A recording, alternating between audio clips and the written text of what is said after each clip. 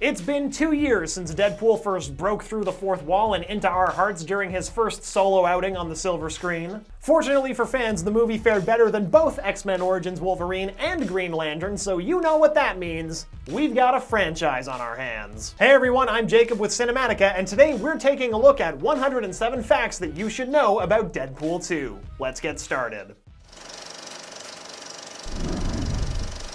Deadpool 2 follows the story of Russell, a powerful mutant that's being hunted by a time-traveling mutant from the future named Cable. It's up to Deadpool and his mutant team known as X-Force to protect Russell from Cable at all costs. Deadpool 2's emphasis on protecting a child from being slaughtered could be a feature-length joke at the expense of 2017 surprise hit Logan, the plot of which focuses on Wolverine protecting his clone/basically daughter from certain death. Deadpool and Cable's meeting in this film is different than their first meeting in the comics. In his first appearance in New Mutants 98, Deadpool is the villain, hired by a man named Tolliver to hunt down and assassinate Cable. Their meeting happened long before Deadpool was transformed into the wisecracking, fourth-wall-breaking merc with a mouth that we all know today. In the comics, Cable is the son of X-Men team leader Scott Summers, aka Cyclops, and a clone of Jean Grey named Madeline Pryor. He's a mutant from the future with advanced telepathic abilities, which he uses to slow the growth of a techno-organic virus he was infected with as a child. Although the virus has given Cable nothing but gifts, it's the reason he has his badass metal arm and cybernetic eye. While Deadpool is responsible for assembling X-Force in this film, that's not how the gang originally got together. In fact, Deadpool wasn't even part of the original lineup. Cable was the one that assembled and led the first team, which consisted of Boom Boom, Cannonball, Domino, Feral, Shatterstar, and Warpath. Deadpool himself wouldn't join the X-Force team until 2010.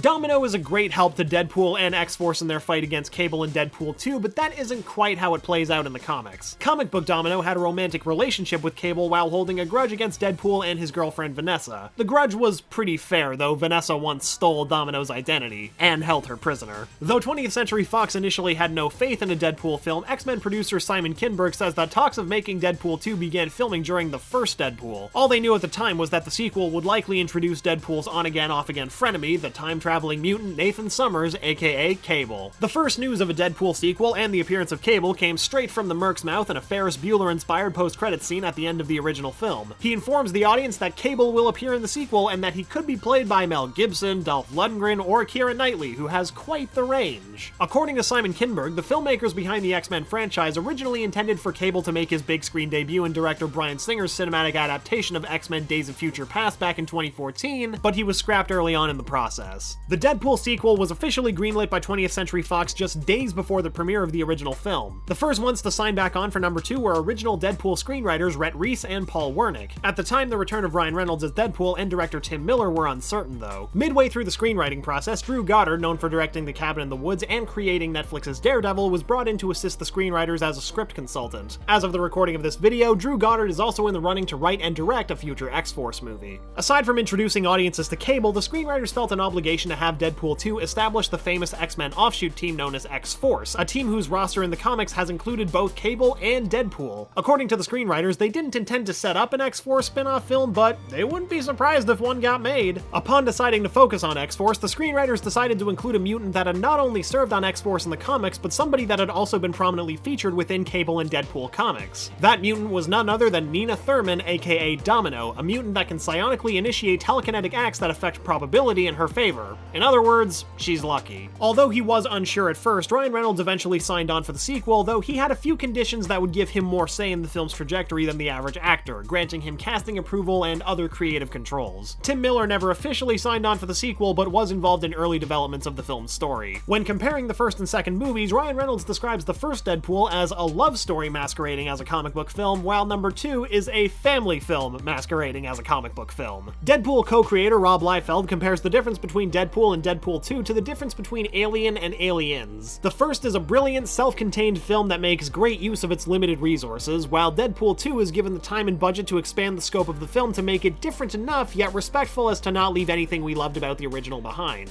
Hopefully this also means that there's more than one Deadpool sequel. The film was scheduled to begin filming at the start of 2017, but it hit a major setback in October of 2016 when Tim Miller backed out of directing the sequel, citing mutual creative differences between himself and Ryan Reynolds as a key reason. Industry insiders reported that Miller wanted to stray from the original film and create something more stylized and evolved, while Reynolds opted to stick with the emphasis on raunchy humor of the first installment, though Miller himself denies this. Upon Miller's departure, it was announced that the original film's composer, Junkie XL would not be returning to score the sequel, as Tim Miller's leadership was a big reason for Junkie's involvement in the first film. When Miller dropped Deadpool 2, fans were quick to write up a petition that called for Pulp Fiction director Quentin Tarantino to direct Deadpool 2. Fans thought that Tarantino would be great, though Tarantino has repeatedly stated that he refuses to adapt existing material. His reluctance is further solidified by the fact that Tarantino has famously rejected offers to direct both an Iron Man film and a Green Lantern film. Fox began their search for a new director no less than a week after Miller's departure from the film. Their short list of potential directors included Cabin in the Woods director Drew Goddard, Ghost in the Shell director Rupert Sanders, and John Wick director David Leitch. Partially due to Reynolds' love of John Wick, David Leitch was ultimately selected for the director's chair and signed onto the project a month later. Most of the supporting cast that didn't die in the last film returned for more in the sequel, including Morena Baccarin as Vanessa, TJ Miller as Weasel, Brianna Hildebrand as Negasonic Teenage Warhead, Stefan Kapicic as Colossus, Leslie Uggams as Blind Al, and the prodigal son himself, Karan Soni as Dopinder. No word on whether or not Agent Bob will grace us with his presence, though. After Keira Knightley didn't return their calls, the Deadpool producers searched far and wide for the second best person to play Cable. Some of the frontrunners for The Man Out of Time included Man of Steel's Michael Shannon, who was the studio's favorite for a good while, Stranger Things' very own David Harbour, and Hollywood sexy man Brad Pitt, who would have landed the role had Deadpool 2 not conflicted with his schedule at the time. Cable and Deadpool co-creator Rob Liefeld publicly expressed his desire for Oscar winner Russell Crowe to play Cable. He even tweeted Crowe about it, to which Crowe responded that if Reynolds wanted it to happen, he's sure he would make it happen. A fan favorite choice for the role of Cable was Friday Night Lights actor Kyle Chandler, who was long rumored to play the role, though 20th Century Fox denies that he was ever in the running. Rumor has it, though, that he was Tim Miller's original pick. Former Hellboy actor Ron Perlman was deeply interested in playing Cable and campaigned for the role via Facebook. Actor Stephen Lang hosted a campaign as well, but on Twitter. Ultimately, though, neither actor won the Cable crown. In April of 2017, it was announced that Oscar-nominated actor Josh Brolin had been chosen to play the role of Cable. This is the second Marvel character Brolin has played in 2018, with audiences having watched him get Infinity Stoned as the Mad Titan Thanos in Marvel's Avengers Infinity War, which opened only a mere 3 weeks before Deadpool 2.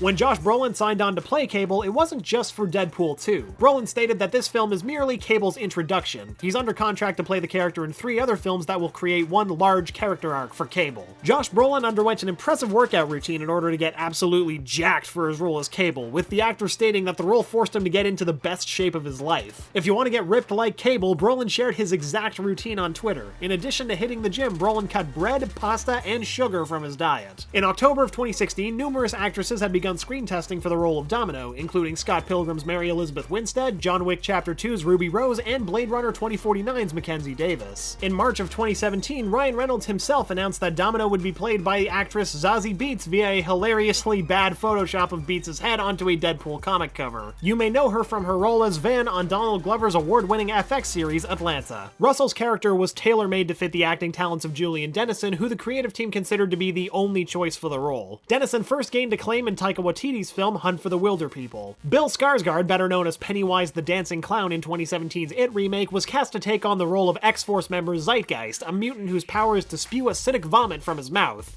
So he's me in my first year of college. The film was shot under the production title Love Machine, which is likely a reference to both Cable's cybernetic anatomy and the bromance he has with Deadpool in the comics. The film enlisted in the help of Jonathan Sella, who signed on to be the film's director of photography. Sella is no stranger to director David Leitch or fast-paced action films, having previously worked as the DP of John Wick. Ryan Reynolds needs a total of 8 hours to apply his makeup and get into his Deadpool gear, and even after those 8 hours are over, he can't sit or lie down at risk of the suit wrinkling or worse, getting a very pronounced butt imprint. Not that anyone would complain. Ryan Reynolds claims that Deadpool 2's crew members made it a point to stuff Easter eggs into just about every scene in the film. You better get 2 tickets, because this movie is going to be packed with shoutouts. Ryan Reynolds kicked off production by posting a picture of himself in costume outside of Hatley Castle in British Columbia, Canada. This particular building has been used to portray Xavier's school for gifted youngsters in the majority of the X-Men films since X2. The location was even used in the original Deadpool movie. The production of Deadpool 2 was known to have been pretty strenuous in comparison to other Hollywood productions. While shooting days were originally scheduled to last somewhere between 12 and 13 hours, production often slowed down, causing the days to last 15 hours or more. Things only got worse on August 14th of 2017 when stunt driver Joy S.J. Harris tragically passed away while on set after losing control of her motorcycle and crashing into Shaw Tower. Harris was notably the first female African-American professional road racer. She had only signed on to the production a week before her passing. Production on the film halted for 2 days to honor her memory. Some of the films that inspired David Leitch's vision for Deadpool 2 include 48 Hours, Jackie Chan action flicks, and the classic action movie, The Notebook. David Leitch compares Cable and Deadpool's relationship in the film as something of a classic buddy cop fare. He cites the film 48 Hours as an example, where you have Deadpool taking on a fast-talking Eddie Murphy kind of vibe, whilst Cable takes on the role of a no-nonsense Nick Nolte. Unlike the first film, which vaguely ties into Fox's X-Men universe, director David Leitch has stated that Deadpool 2 will have multiple natural tie-ins that will officially establish Deadpool as part of the X-Men universe. Though, given the possibility of a Disney merger and Hugh Jackman's retirement from Wolverine, it may be too little too late. Deadpool featured a lot of improv while filming. Unfortunately, that means that a lot of great moments had to be scrapped, but the filmmakers found a middle ground. They reused multiple alternate takes that didn't make the cut as marketing for Deadpool 2. Unlike the Marvel Cinematic Universe, which typically updates the heroes' costumes with every installment, the filmmakers behind Deadpool 2 believe in the old saying, if it ain't broke, don't fix it, leaving Deadpool's iconic red suit largely unchanged for the sequel. Reynolds himself had a hard time finding a difference, saying maybe the knee pads were slightly shinier? Fox has been pretty lenient when it comes to the Deadpool creative team's humor coming through. Some of the jokes were even at Fox's expense. Although, according to Ryan Reynolds, there was one joke in Deadpool 2 that Fox execs simply couldn't allow, and that joke was about Disney. Reynolds wouldn't say what it was specifically, but claimed that given current events between Fox and Disney, it was probably for the best that it got cut. Deadpool 2 wrapped its production on the exact same day as fellow Fox Marvel movie X-Men Dark Phoenix. Despite this, Dark Phoenix's release date is more than 6 months after Deadpool's. Like many other Hollywood films, Deadpool 2 had some reshoots. They took place in March of 2018 and lasted a mere 6 days.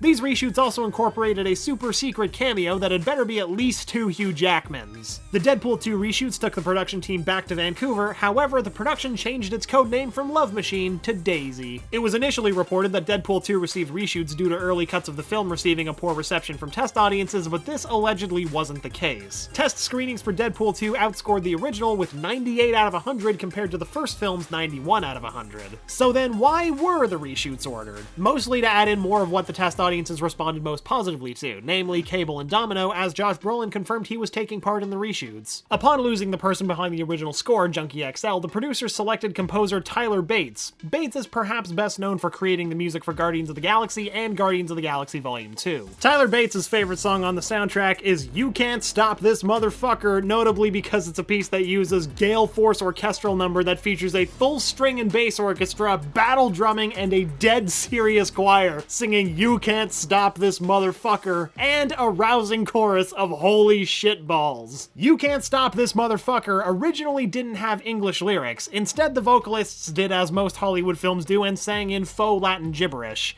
It wasn't until David Leitch came into the studio an hour after the initial recording session that he suggested English lyrics and wrote them down in a matter of minutes before getting the hilarious final version of the song we hear on the soundtrack. Deadpool 2 found an unlikely collaborator in diva Celine Dion, who performed the song Ashes along with a music video, of course, featuring Ryan Reynolds as Deadpool, and it's amazing. Too amazing, actually. Watch the music video, it's great. So how exactly did Deadpool manage to convince Celine Dion to contribute to the film's soundtrack? As it turns out, she didn't require much convincing, as her son just so happens to be a huge Deadpool fan. Before any trailers for Deadpool 2 were released, 20th Century Fox released a short film titled Deadpool No Good Deed. The short was directed by Deadpool 2 director David Leitch and written by Deadpool scribe Rhett Reese. It was released in March of 2017 and played in theaters before every screening of Hugh Jackman's final Wolverine film, Logan. Upon exiting the theater, moviegoers were then immediately treated for tonal whiplash. The second official in-universe mention of Cable since the original film's post-credit scene occurs in No Good Deed, hiding in plain sight. On the phone booth Deadpool gets changed in, there's a bit of graffiti on the front that reads Nathan Summers coming soon. Nathan Summers, of course, being Cable's birth name. The song that plays as Wade gets changed in the phone booth is none other than John Williams' iconic Superman theme from Richard Donner's 1978 film of the same name. Additionally, the back of the phone booth features graffiti that reads Hope, which, as of about 2004, is the English translation of Superman's S symbol. The marquee on the theater across the street from the booth says that they're currently playing Logan, and to put a cherry on top of it all, when Deadpool crosses the street and enters the alley behind the theater, a framed poster for Logan can be seen behind him. The version of No Good Deed that appeared alongside Logan in theaters was trimmed for time. One of the theatrical cut's casualties was the unfortunate removal of one of the funniest Stan Lee cameos that would have ever graced the silver screen. No Good Deed also features posters promoting Joss Whedon's short-lived cult classic TV series Firefly. This This is unfortunately not a subtle hint that Fox is reviving the series, but instead an in-joke directed at actress Miranda Baccarin, who plays Wade's girlfriend Vanessa in the Deadpool films and the companion Inara on Firefly. The first teaser for Deadpool 2, Wet on Wet, is a parody of the TV show The Joy of Painting. Deadpool is doing an impersonation of the show's host, Bob Ross. The fictional paint colors that scroll across the screen during Wet on Wet are either pop culture references or crude jokes. For example, Doc Brown is a reference to Christopher Lloyd's character, Emmett L. Brown, in Back to the Future. Men in Black is a play on that film series. Reddit is a play on the website Reddit, and Box Office Gold is what Deadpool was. The painting Deadpool creates at the end of Wet on Wet is a parody of the Norman Rockwell painting Freedom from Want. If you look at the top right corner of the painting, you'll find a painted portrait of Marvel's master of cameos. The Meet Cable trailer makes two subtle references to Josh Brolin's polygamous relationship with Marvel characters, more specifically his MCU role of Thanos. When Deadpool tells the special effects team that he'll do it himself, he's quoting Brolin's Thanos line from Avengers Age of Ultron's mid-credit scene where he says, "Fine, I'll do it myself." The second jab at the Purple Titan occurs when Deadpool is making some action figures fight. He plants Sheriff Deadpool's crotch onto Cable's face while proclaiming, "I've got the stones to help you," referencing the MCU's Infinity Stones, which Thanos needs to complete his Fisher-Price gauntlet. Not even Warner Brothers' DCEU is safe from Deadpool. In the same trailer, when it's revealed that the special effects on Cable's arm aren't finished yet, Deadpool says, "It's a metal arm, it's not like we're trying to remove a mustache." This is a jab at Justice League, more specifically Superman actor Henry Cavill, who was unable to shave off his mustache for reshoots of Justice League due to his commitment to Mission Impossible Fallout. This resulted in the most distracting digitally altered shaven upper lip in cinema history, and one of many complaints that the Justice League film received upon release. The bit in which Deadpool plays with himself, and Cable, is a parody of the opening scene of Disney Pixar's animated classic Toy Story, in which Andy pretends Woody is foiling a robbery by Mr. Potato Head.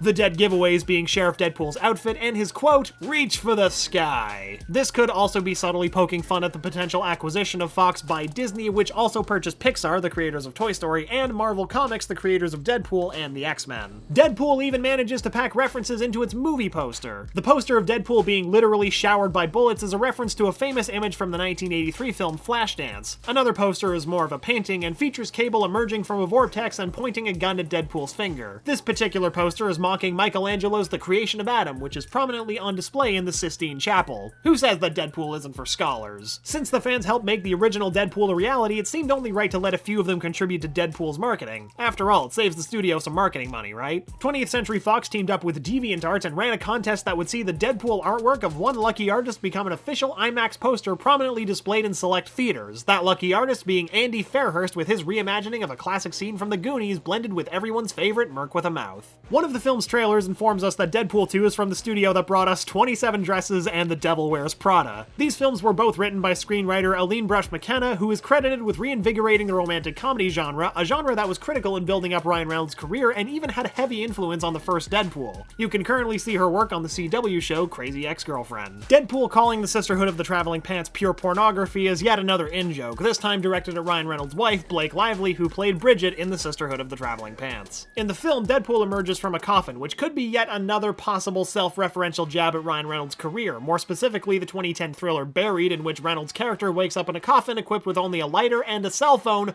Also, it's amazing. Due to being so dark and edgy, Deadpool asks Cable if he's sure he's not from the DC universe. Deadpool's katanas are named Bea and Arthur, yet another reference to Deadpool's quite healthy obsession with actress Bea Arthur. According to Ryan Reynolds, Bea is a great performer and a joy to work with, while Arthur is much less so, tending frequently to feel grumpy-wumpy. It's established in the comics that Domino has a deep fear of chickens, a secret that she reveals to Deadpool while she's tasked with monitoring the Merc with a Mouth. In the same conversation, Deadpool revealed that he's afraid of cows. In the comics, Deadpool's girlfriend Vanessa is more than a damsel in distress. She was a mutant that went by the name of Copycat, and her ability was shape-shifting. However, unlike Mystique, Copycat could not only look like any person of her choosing, she could change herself on a genetic level, meaning she would also gain any and all powers of those she impersonated, even being able to throw off Wolverine's sense of smell. In an interview, Miranda Baccarin had hoped that the film would delve into Vanessa's comic book roots and explore her inevitable transformation into the mutant known as Copycat and how that change affects Wade and Vanessa's relationship moving forward. Though Deadpool 2 was barred from making fun of the Disney Corporation itself, their properties were still fair game, so the film features a recurring joke regarding the messiah of little girls everywhere, Elsa from Frozen. Deadpool 2 has reached South Park levels of timely jokes, with David Leitch stating that the team may have hidden a few digs at Lucasfilm's newest Star Wars prequel, Solo, a Star Wars story, which opens up a week after Deadpool 2. Josh Brolin has stated that Deadpool won't be the only character in the film to break the fourth wall. If certain takes are to be used in the film, Cable himself may show signs of self-awareness, albeit more subtle than Deadpool. Cable's jokes may or may not be directed at a certain purple-skinned genocidal maniac that lives in a universe whose initials rhyme with Gem C2. Deadpool 2 received a summer release slot that was originally intended for the sequel to Josh Trank's Fan 4-Stick. This was changed when Fox realized that Fan 4-Stick was a dumpster fire and Deadpool was a reverse dumpster fire. When Deadpool tells Vanessa he was late because he was rounding up all the world's gluten and launching it into space, he's referencing Ryan Reynolds' own intense gluten-free diet when preparing his body for that red skin-tight gimp suit. Deadpool 2 was originally going to have a different title, so several early posters lacked a title as well as its early trailers. Some AMC theaters specifically listed the film as #Deadpool. The sequel was listed online as Untitled Deadpool Sequel up until shortly before the film's release, and real talk, Fox should have just named the movie Untitled Deadpool Sequel. In the end, the studio likely couldn't come up with a double entendre clever enough and settled on Deadpool 2. The reveal photo of Domino seductively laying atop Deadpool's pelt in front of a fireplace is a reversal of a teaser image used for the first film in which Deadpool lays atop a bearskin rug in front of a fireplace. While she was merely a trainee in the first film, Negasonic Teenage Warhead has been promoted to full-on X-Man this time around. She's even got a new costume, which is, well, pretty nuclear. Colossus's role in the film has been significantly increased since the first film, requiring a more intense process from actor Stefan Kapicic. According to Kapicic, Colossus is the heart of the film, with his importance rivaling that of Cable and Deadpool themselves as he continues to make Wade into a better man. The film features a taxicab sporting an ad for a Canadian travel agency called Alpha Flight. This is an Easter egg referencing a team of Canadian mutants from the Marvel Comics, also known as Alpha Flight, consisting of such Canadian heroes as Guardian, North Star, Aurora, Sasquatch, Shaman, and Snowbird. Cable's rifle sports a subtle reference to the 1984 comedy This Is Spinal Tap, as his weapon features a dial that, like Nigel Tufnell's amplifier in the film, goes up to 11. Other things that go to 11? Celine Dion's performances. In one scene of the film, Deadpool confronts Cable, telling him to bring it on, One-Eyed Willie. This isn't just a jab at Cable's bionic eye, but a reference to the pirate character from The Goonies, a film Josh Brolin starred in as a youth. While Brolin loves playing Cable, he prefers playing Thanos. He cites the fact that his performance as Thanos blew his expectations out of the water thanks to the technology involved in bringing the character to life and how accurately it was able to capture his every movement and emotion. In 2018, Josh Brolin received a very special birthday card from Ryan Reynolds on Twitter, a promotional photo of Deadpool painting a portrait of Cable. And by a portrait of Cable, we mean a portrait of Brand from The Goonies, Brolin's very first acting role. This card also keeps up the Deadpool 2 tradition of lampooning famous Norman Rockwell paintings. Deadpool 2 was originally set to be released on June 1st of 2018, but was later pushed to an earlier release date of May 18th of 2018, coming right on the heels of Avengers Infinity War. X-Force's unexpected hero Peter has his very own Twitter account that you can flame and troll to your heart's content, but please, only ask him about frisbees and barbecues. Peter is a pure man. There's more to Peter than his type 1 and type 2 diabetes. He's happily married to a lovely woman named Susan and enjoys his backyard apiary, which is just a fancy way of saying he dabbles in beekeeping. Believe it or not, Peter is not a real person. Sorry to burst your bubble there. He was a character devised by the Hollywood Machine and played by London-based American comedian Rob Delaney, known for starring in the Amazon series Catastrophe. At the end of Avengers Infinity War's record-breaking opening weekend, Ryan Reynolds took to Twitter and congratulated Marvel Studios by posting a rejection letter addressed to Deadpool by one Tony Stark regarding his recent application to join the Avengers. 20th Century Fox spent more money promoting Deadpool 2 than any other movie in 2018, spending an estimated $5.83 million from April 16th to the 22nd alone, with over 1,123 national ad airings on 34 networks. This topped the spending of Avengers Infinity War, which had 868 national ad airings across 38 networks with an estimated media value of $5.45 million. Deadpool's shots at the Marvel Cinematic Universe have been heard by the MCU godfather extraordinaire Kevin Feige, who especially enjoys the blows made at the expense of the house he and Robert Downey Jr. built. He also enjoys the blows made at the DCEU because, Well, of course he would. In April of 2018, Deadpool teamed up with the nonprofit organization Let's F Cancer in order to raise funds to help support cancer patients, promote early detection initiatives, and create a network for the cancer community to be heard. A donation to the cause entered donors into a contest to win the one-of-a-kind pink Deadpool suit that Ryan Reynolds wore for the promotional video. Deadpool didn't quite get away with knocking DC completely unscathed. DC's latest animated film romp, Teen Titans Go to the Movies, reminds us that Deadpool is in fact a shameless ripoff of fan-favorite Teen Titans villain Slade Wilson, aka Deathstroke. Though Deadpool also overshadows Deathstroke because that's who the Titans think they're fighting. Instead of wasting tons of money on a commercial slot for a trailer people could see online anyway, Deadpool practiced a clever marketing tactic and live-tweeted Super Bowl 52 from the official Deadpool Twitter with updates that made it seem as though Deadpool was commenting on the big game. The plot of the film was kept under wraps. 20th Century Fox even wrote up a humorous fake plot summary for the film on IMDb, claiming Wade Wilson was a chef that was disfigured from a near-fatal bovine attack which causes him to struggle with achieving his lifelong dream of becoming Mayberry's hottest bartender. Though the Deadpool franchise is super successful both critically and at the box office, at the time of recording this video, there are no firm plans for a Deadpool 3. Reynolds believes that Deadpool has a place in future team-up films like X-Force, but he thinks that if there were a Deadpool 3, you'd have to go bigger, and Reynolds doesn't believe that a Deadpool solo adventure benefits from that scale. He states that if there were a Deadpool 3, it would have to be smaller in scale and, more importantly, something the audience wouldn't expect. Though if Deadpool 3 does get made, 20th Century Fox is interested in a fresher take on the franchise and will not be enlisting in the return of David Leitch to do the threequel, but depending on how well this film does, who knows? If you think that Deadpool 3 could be stopped by Disney's potential acquisition of Fox properties, fear not. When asked about their potential treatment of Deadpool, Disney CEO Bob Iger stated that Deadpool clearly has been and will be Marvel branded, but we think there might be an opportunity for a Marvel R brand for something like Deadpool. As long as we let audiences know what's coming, we think we can manage that fine. Wonder Woman actress Gal Gadot playfully called out Deadpool on Twitter for stealing her iconic X-Arms pose, to which Ryan Reynolds himself responded, "Imitation is the sincerest form of larceny." Besides, in all fairness, Wade could be saluting Wakanda. There are multiple places he could be ripping this from.